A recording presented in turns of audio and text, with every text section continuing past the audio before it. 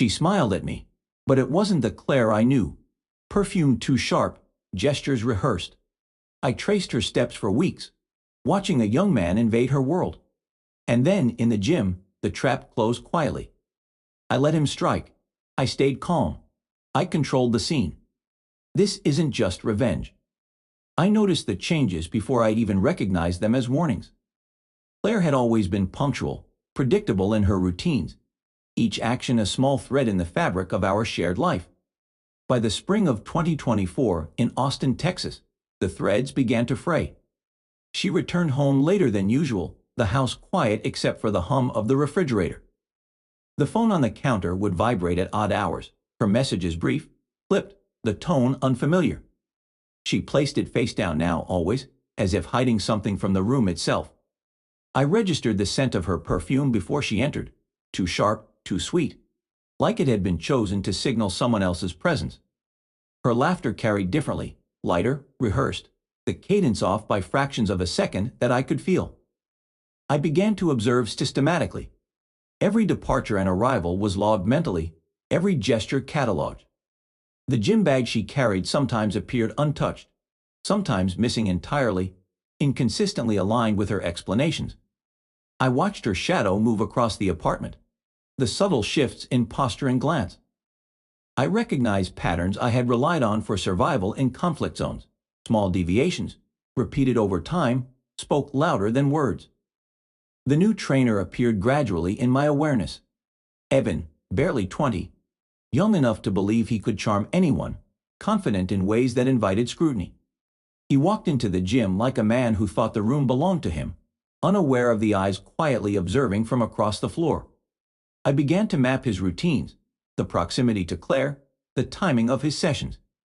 Every detail was a piece of intelligence, every interaction a potential threat vector. I cataloged the way he spoke to her, the casual touch on her shoulder, the mirroring of her gestures, all minor, all deliberate.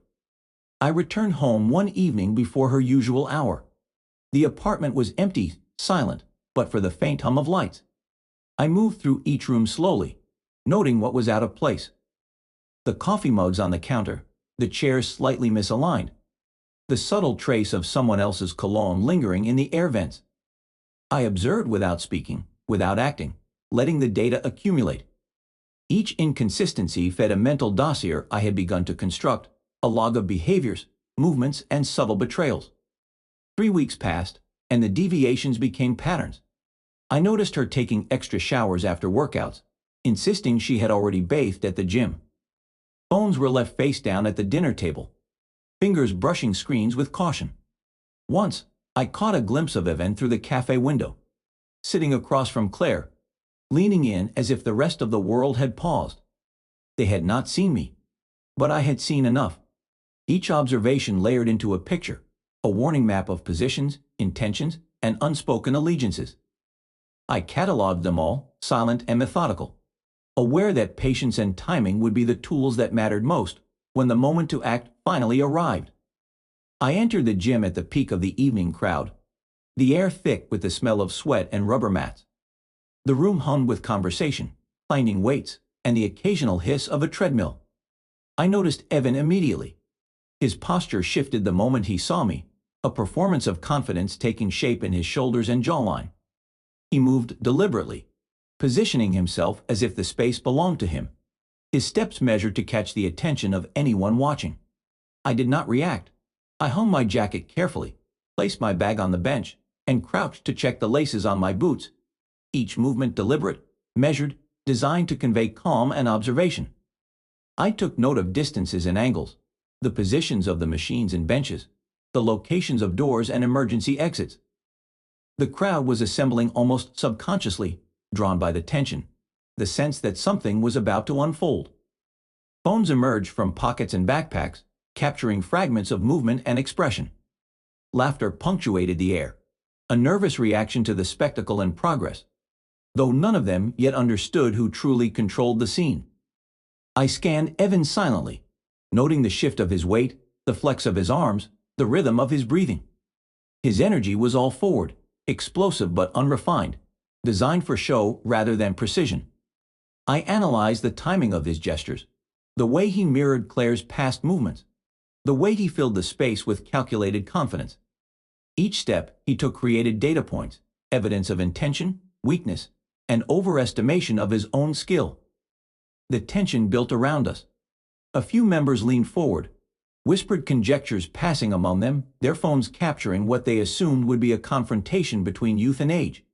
I felt the heat of anticipation, the gravitational pull of the crowd's expectation. But it did not sway me. I remained anchored, assessing the room, cataloging every variable, every potential threat, every angle for observation or retreat. I moved slowly, stretching my back and shoulders, rotating my neck, checking for blind spots. Every motion communicated composure and readiness. I could see the uncertainty flicker in Evan's eyes as he calculated my apparent inaction. I allowed it, letting him believe the silence indicated weakness. Each person in the gym became part of the environment, their presence adding to the complexity of the moment. I cataloged them, noting which would notice deviations, which might record, and which might inadvertently shield or obstruct. The choreography of the crowd was now part of the equation, every observer a variable in the unfolding scenario. By the time Evan stepped closer, the entire space had condensed into a tensioned arena. His movements were deliberate, meant to provoke, meant to force reaction. I remained still, grounded, aware of my stance and balance, weighing every possible motion he could take. The energy in the room shifted subtly with each second, anticipation building into a near-visible force. Yet I held absolute control, prepared to act only when the moment was fully calculated and the consequences fully understood. Evan struck first, his movements sharp, fast, and designed for spectacle. He lunged with fists and elbows, projecting strength rather than technique, believing that aggression alone could dominate the situation. I shifted my weight slightly, barely moving, letting his momentum carry him forward. His first punch passed through empty air, his balance misjudged, and he stumbled into a nearby weight rack. The plates clattered to the floor with a deafening crash, a sound that echoed across the gym and drew startled gasps from the crowd. Phones emerged from pockets as members instinctively recorded the moment, capturing the imbalance, the unexpected miscalculation, the chaos caused by his own overconfidence. Each subsequent attack followed the same pattern. He swung and lunged, relying on brute force and speed. But I redirected his energy with minimal effort. A push on the shoulder, a slight pivot, and he collided with machines or benches, the metal groaning under the impact. His body reacted before his mind could adjust, the confidence draining with each failed attempt. I observed every misstep, cataloging the flaws in his movements, the predictable arcs of his limbs, the imbalance in his stance. Every collision produced sound and visual evidence, reinforcing the lesson he had not learned. Power without control is fragile. I moved only when necessary, a subtle adjustment of hips, a calculated shift of weight, the kind of motion learned through years of training to preserve energy and maintain control. The gym became a theater, and he the unwilling performer, demonstrating failure through every impulsive strike. The crowd's energy intensified, laughter and murmurs filling the gaps between crashes, phones capturing the spectacle from multiple angles. I noted which spectators leaned in, which remained distant, all part of the environmental map I maintained in real time. Evan's breathing became ragged, uneven. His eyes flicked around, searching for approval or assistance, finding none. Each strike was less precise, each movement heavier, more predictable. Yet he pressed forward, unable to comprehend that his aggression alone would not determine the outcome. I allowed him to continue, my calmness amplifying his panic, the space around us tightening as the audience unconsciously circled the conflict. Every collision, every failure, built the narrative of control, establishing the rhythm and pace that I dictated without raising my voice or making sudden motions. The sequence repeated until the pattern was clear. Every attack met with redirection, every forward motion absorbed or guided into a controlled collision. I remained centered, breathing measured, muscles primed but relaxed, the embodiment of patience and precision. The energy in the room shifted from excitement to awe as it became apparent that the spectacle was not about his power, but about my restraint and observation. I cataloged every detail, mentally noting the position of each machine, each spectator, each potential interference, ensuring that no element could surprise me. By the time his movements slowed under fatigue and confusion, the control was absolute. I had demonstrated dominance not through brute force, but through calculation, observation, and the strategic application of minimal effort. Each strike he attempted became evidence of his own misjudgment, each collision a lesson in imbalance, and each sound a marker of his growing vulnerability. The gym had transformed into a controlled environment, a map of motion and reaction, entirely under my influence, and I had not yet raised my hand beyond the minimal adjustments necessary to guide the unfolding outcome. I had collected the evidence long before the gym became a stage. Every cafe meeting, every late-night message, every alteration in Claire's routines was logged in my memory with precision. I had noted timestamps, locations, the trajectory of movements, the small but telling gestures that betrayed intention. Each detail was cataloged, layered, verified, until I had a complete map of interactions and motivations. I waited until the moment was fully aligned. The crowd present, the energy peaked, the target already committed to the illusion of control. When the demonstration began, it was quiet at first. I moved through the space deliberately, letting my presence be noticed without a word. Every step, every glance, every subtle adjustment of stance was calculated. Phones raised, spectators leaned forward, some already recording, others simply observing, unaware that the narrative unfolding before them had been orchestrated long in advance. I guided Evan through the inevitable consequences of his actions, allowing his own overconfidence to unfold naturally in front of the eyes of everyone present. The first signs of unraveling appeared in the tightening of his shoulders, the widening of his eyes, the hesitancy in his movements. Each gesture I had catalogued became amplified, each misstep magnified under the scrutiny of the audience. I did not speak. My presence alone communicated authority and control. The weight of observation pressed against him, and he faltered. He sought to regain composure, but his actions betrayed panic and confusion. I noted who held their phones steadily, capturing every angle, and who moved away, uncertain or uncomfortable. The crowd itself became a vector of pressure, an invisible force reinforcing the lesson in real time. I guided the demonstration with minimal physical interaction, letting the consequences of prior choices play out as evidence. Every stumble, every miscalculated movement, every hesitation documented the disparity between intent and capability. I observed with detachment, recording mental notes on the reaction of spectators, the shifting posture of Evan, the subtle changes in breathing and muscle tension that revealed fear replacing arrogance. The room, once alive with casual energy, transformed into a chamber of exposure. Each step I took emphasized the contrast between control and chaos. The visual evidence of defeat, strained muscles, scattered equipment, off-balance stances, created a narrative that required no explanation. I noted who turned their cameras toward him, who flinched at the crashes, and who tried to intervene, each movement catalogued as part of the unfolding proof. Evan's confidence crumbled incrementally, his bravado replaced with visible anxiety. The crowd watched, recording, processing, internalizing the moral of the sequence without my speaking. By the time the exposure was complete, the lesson was clear. Evan's young self-assurance had disintegrated, replaced by confusion, hesitation, and recognition of his miscalculations. The gym had become a live demonstration of the consequences of arrogance, of misjudged intentions, and of failing to recognize the patterns of someone who had prepared and observed. Every observer, consciously or not, had witnessed a complete narrative of moral and physical defeat, a sequence where calculation and patience had overwhelmed force and performance. I stood still, observing the aftermath, cataloging each reaction, each captured frame, every glance, knowing the full effect of what had unfolded had been preserved for all to see. The aftermath unfolded slowly, but with a certainty that left no room for dispute. Evan's presence at the gym was erased almost immediately.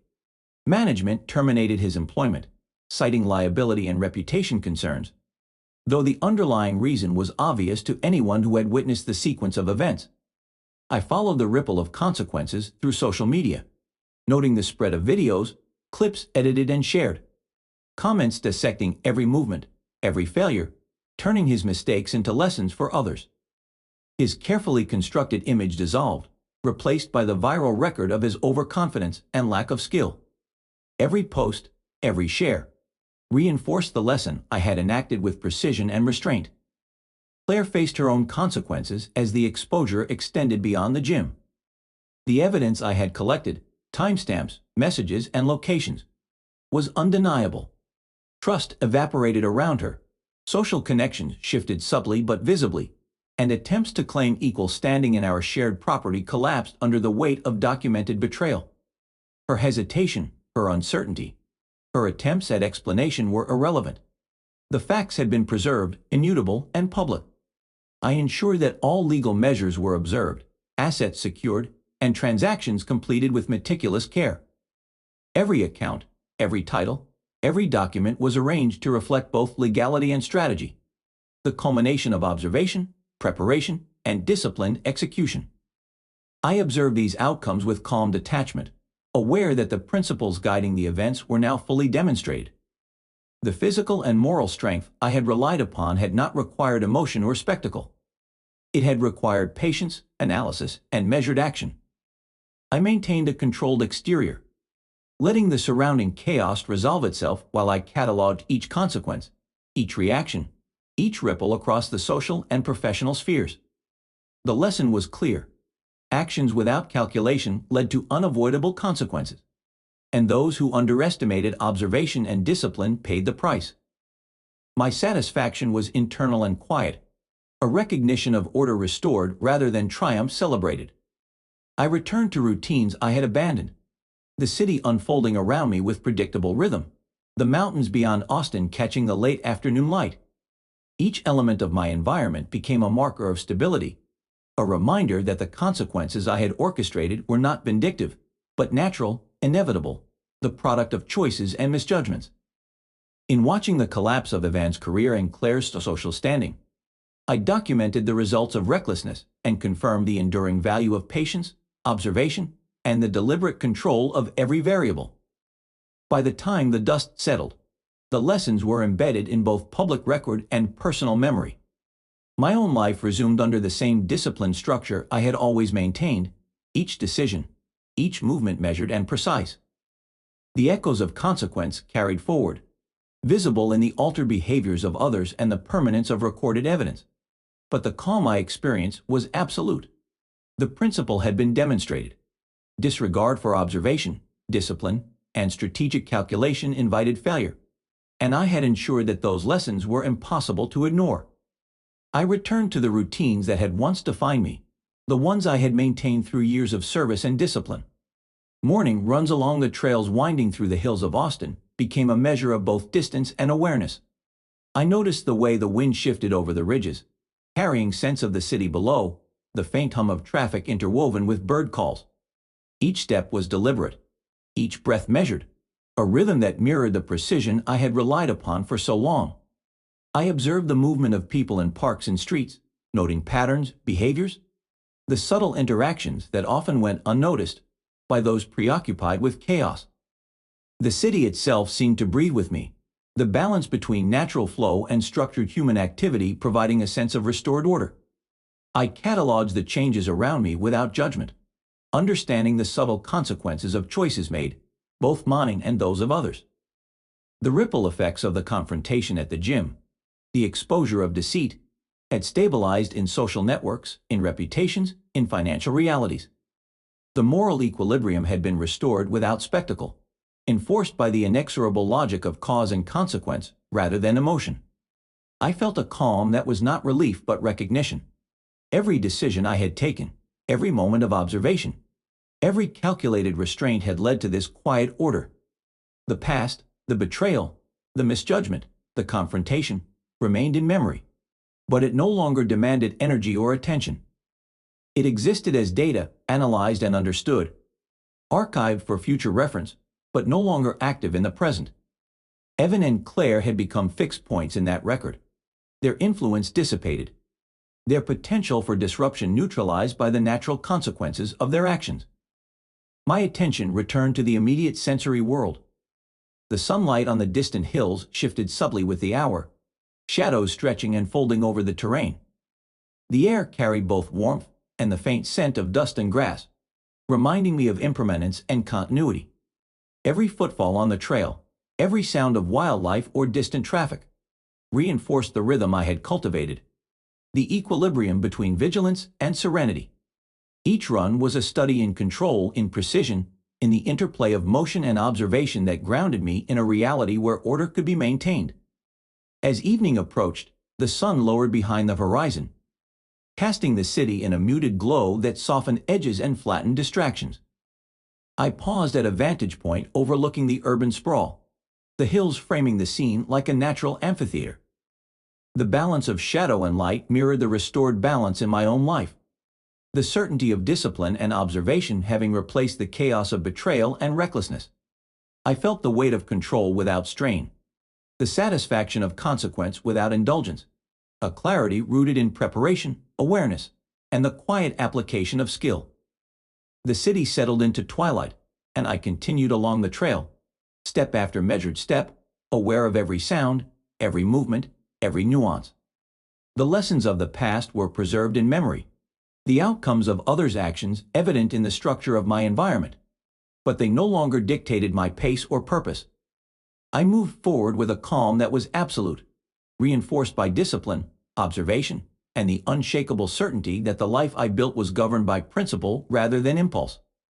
The sky burned with the last light of day, the horizon softened into the approaching night, and I carried with me the quiet confidence of someone who had survived, analyzed, and restored order, ready to meet whatever patterns the future might reveal with steady eyes and measured steps.